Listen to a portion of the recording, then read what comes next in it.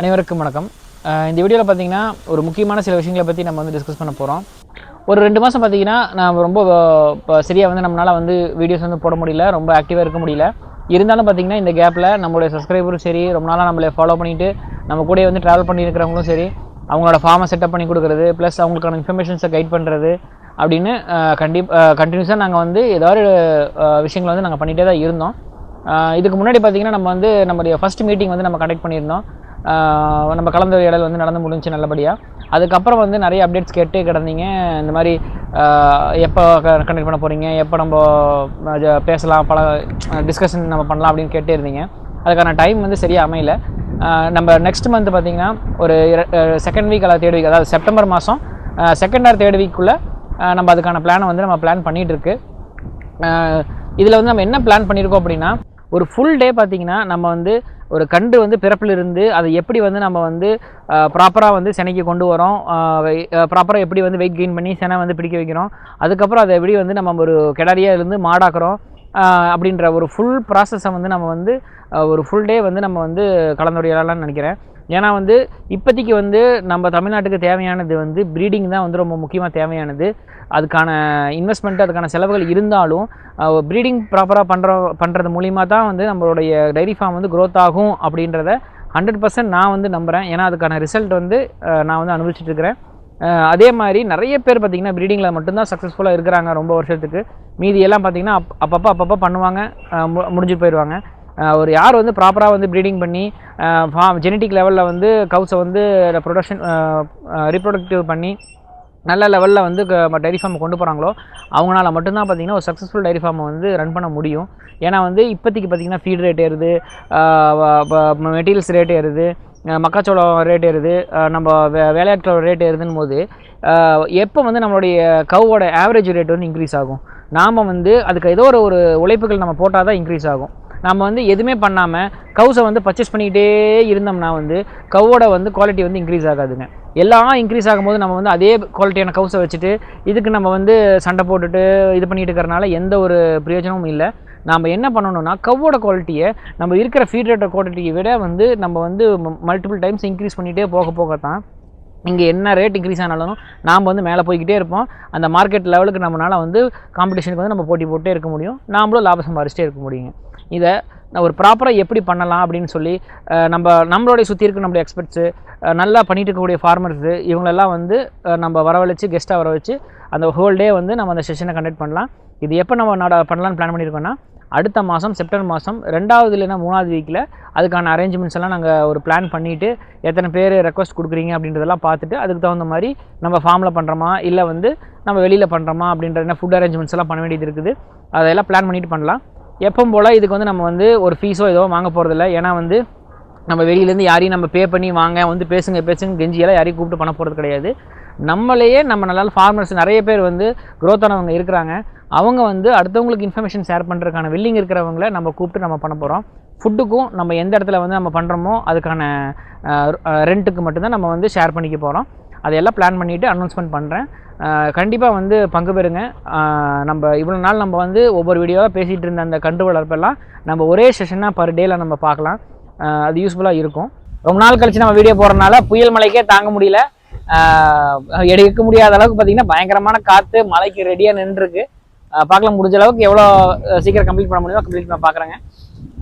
இன்னொன்று பார்த்தீங்கன்னா நம்ம குரூப்லேயும் சரி, வெளியில் வந்து நம்மளுடைய நம்ம கூட ஃபாலோ பண்ணிட்டு இருக்கிறவங்க, ரொம்ப நாளாக ஃபாலோ பண்ணிட்டு இருக்கிறவங்க சரி, ரொம்ப வருத்தப்பட்டு நம்மக்கிட்ட தெரிவித்த விஷயம் என்னென்னா, நம்மளை பற்றியான வந்து ரூமர்ஸ். இது வந்து மோஸ்ட்லி நான் பேசவே வேண்டாம் அப்படின்னு பார்த்தேன். ஏன்னா வந்து நிறைய பேர் வந்து நம்ம சொல்கிற இன்ஃபர்மேஷன் கேட்டு பண்ணி நல்லபடியாக ஃபார்ம் ரன் பண்ணிட்டு இருக்கிறவங்க இருக்கிறாங்க.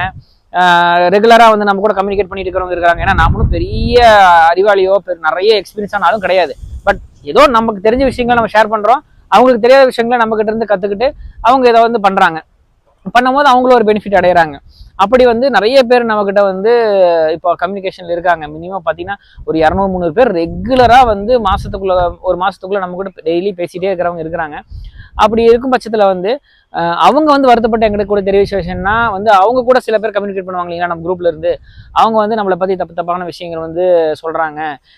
வந்து இப்போ வீராஸ் டெய்ரி வந்து இப்படி, வீராஸ் டெய்ரி வந்து இந்த மாதிரி வகையிலலாம் வந்து சம்பாதிக்கிறாங்க, நம்மளை வந்து குரூப் பண்ணி நம்ம மூலிமா வந்து ப்ராடக்ட் வந்து சேல் பண்ணுறாங்க, இவர் கோத்ரேஜோட வந்து மெயின் டீலரு இது ப்ரமோட்டரே இவர் தான், கார்கிலோட ப்ரமோட்டர் இவர் தான் அப்படின்ற மாதிரி நிறைய விஷயங்கள், அதாவது இந்த விர்பேக் கம்பெனியோட ப்ரமோட்டர் நான் தான் அப்படின்ற மாதிரி விஷயமெல்லாம் வந்திருக்கு.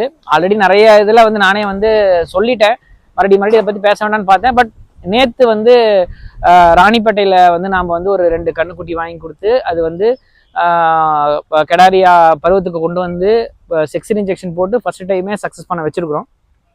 விரைவில் பார்த்தீங்கன்னா அடுத்த வீடியோ வந்து முடிஞ்சால் அவங்ககிட்ட போய் நம்ம எடுத்து அவங்களோட எக்ஸ்பீரியன்ஸ் எல்லாம் நம்ம போடுவோம். அது வந்து கண்டு வரப்புக்கு ரொம்ப வந்து ஒரு ஆக்கப்பூர்வமாக இருக்கும். ஏன்னா வந்து மாடு வாங்கலாம் அப்படின்னு சொல்லி பிளான் பண்ணிட்டு இருந்தவங்கள நாம் வந்து என்ன பண்ணிட்டோம்னா, வேண்டாம் கண்ணுக்குட்டி 2 வாங்குங்க, நீங்கள் போயிட்டு இருக்கிற வேலையில் அப்படியே கன்டினியூ பண்ணி நீங்கள் பண்ணிட்டு இருங்க, வேலையை விட வேண்டாம், நீங்கள் கண்ணுக்குட்டி 2 வாங்கி நீங்கள் வந்து க்ரோத் பண்ணி நல்லா செக்ஸின் இன்ஜெக்ஷன் போடுங்க. அது ஒரு குறிப்பிட்ட நாளில் வந்து பருவத்துக்கு வந்து உங்களுக்கு வந்து பலனளிக்கும் போது உங்களுக்கு நீங்கள் 1 மாடு இப்போ வாங்குற காசுக்கு உங்களுக்கு 2 மாடு இருக்கும். அந்த டைமில் நீங்கள் முடிவு பண்ணுங்கள் நீங்கள் என்ன பண்ணலாம் அப்படின்ற மாதிரி ஒரு பிளான் செட் பண்ணி கொடுத்தோம். அவங்களும் ப்ராப்பராக பண்ணி இப்போ சக்ஸஸ்ஃபுல்லாக இருக்கிறாங்க. அவர் வந்து ரொம்ப வருத்தப்பட்டு பேசுனது என்னன்னா, இந்த மாதிரி நான் ஒருத்தர் கூட கம்யூனிகேட் பண்ணேன், அவர் வந்து உங்களை பற்றி தப்பான விஷயங்களை வந்து சொல்கிறாரு, எனக்கு ரொம்ப சங்கடமாக இருந்துச்சு அப்படின்னாரு. எனக்கு ரொம்ப வருத்தமாக இருந்துச்சு அவர் பேசும்போது. சரி, அதுக்காக தான் இந்த வீடியோ.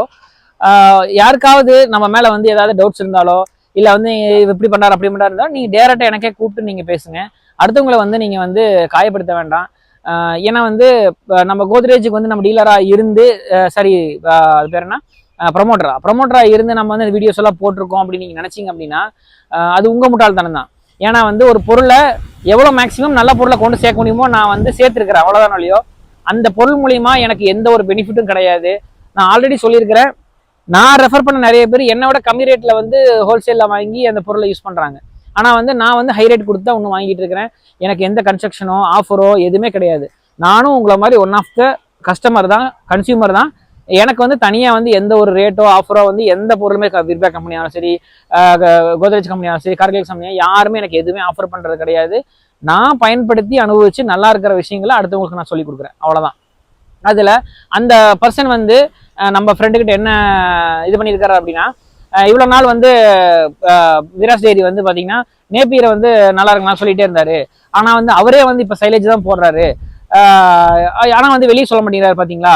அப்போ அவர் வந்து உண்மையாக இருந்தால் வெளியே சொல்லலாம்ல அப்படின்னாரு. நீங்கள் என்னோட வீடியோஸ் எல்லாம் தொடர்ந்து பார்த்துட்டு இருக்கிறவங்களும் கண்டினியூஸாக ஒரு 2-3 வருஷமாக எங்க கூட ட்ராவல் பண்ணிட்டு இருக்கிறவங்களும் பார்த்தீங்கன்னா அவங்களுக்கு நல்லா என்னை பற்றி தெரியும்.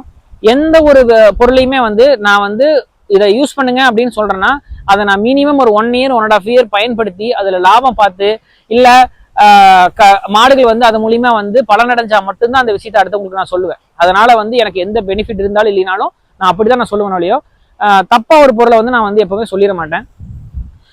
அந்த காலகட்டத்தில் நான் வந்து அந்த ஒரு 5 மாடு 6 மாடு ரன் பண்ணிட்டு இருந்த காலகட்டத்தில் எனக்கு நேப்பியர்ன்றது நல்லா வந்து சக்ஸஸ்ஃபுல்லாக இருந்துச்சு.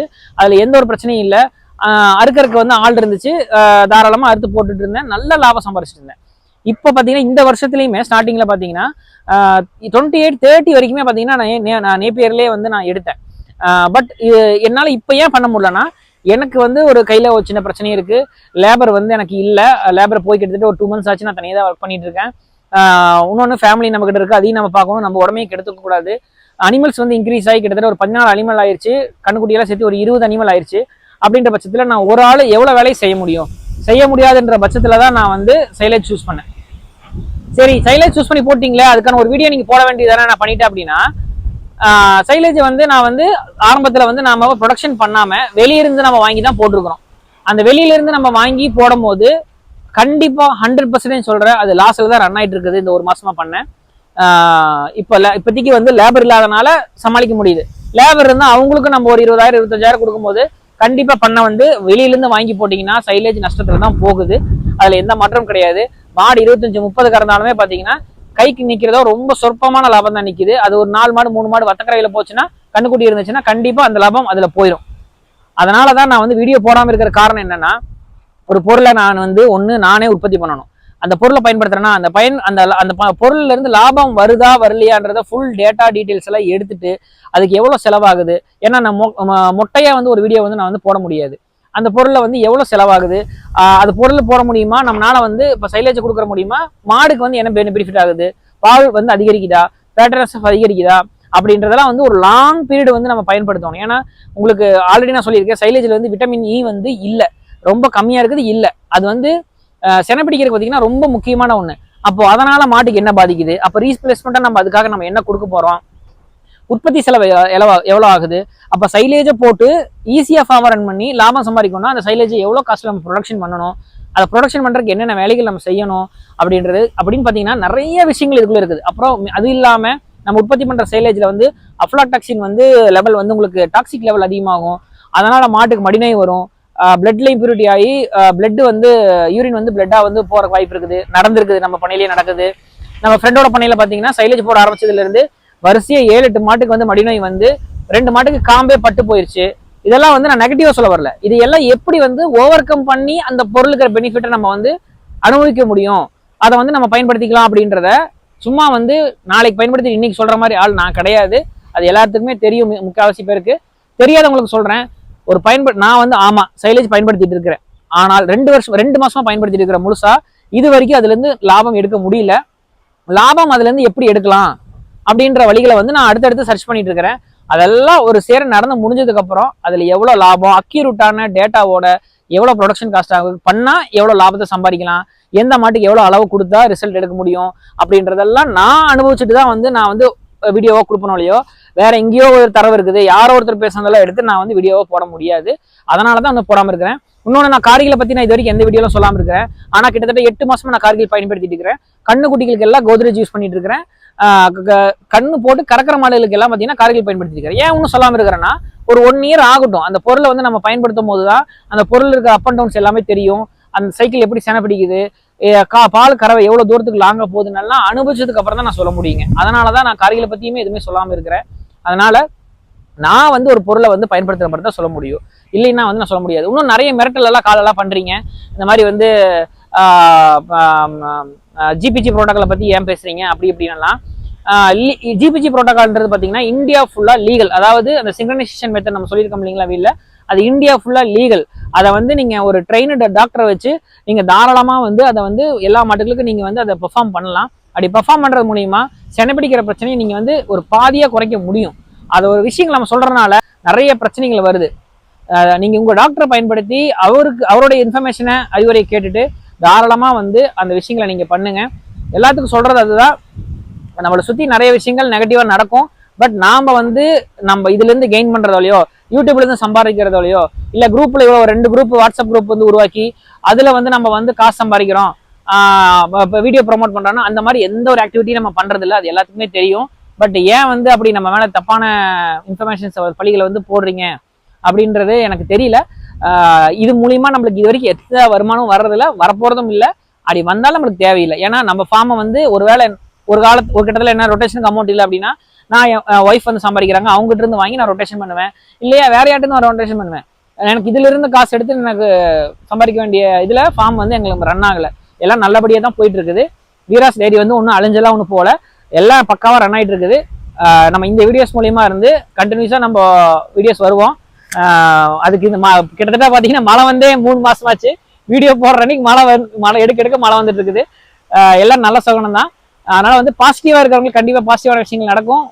தொடர்ந்து உழைப்பை நீங்க கொடுங்க, டைரி ஃபார்ம்ல ப்ராப்பரா உழைங்க, இன்ஃபர்மேஷன்ஸ் வந்து கேளுங்க. கண்டிப்பா தாராளமா எனக்கு தெரிஞ்ச இன்ஃபர்மேஷன்ஸ் வந்து நம்ம ஷேர் பண்ணலாம், பகிர்ந்துக்கலாம். சீக்கிரம் உன்னோட வீடியோல வந்து நம்ம சந்திப்போம். அனைவருக்கும் நன்றி.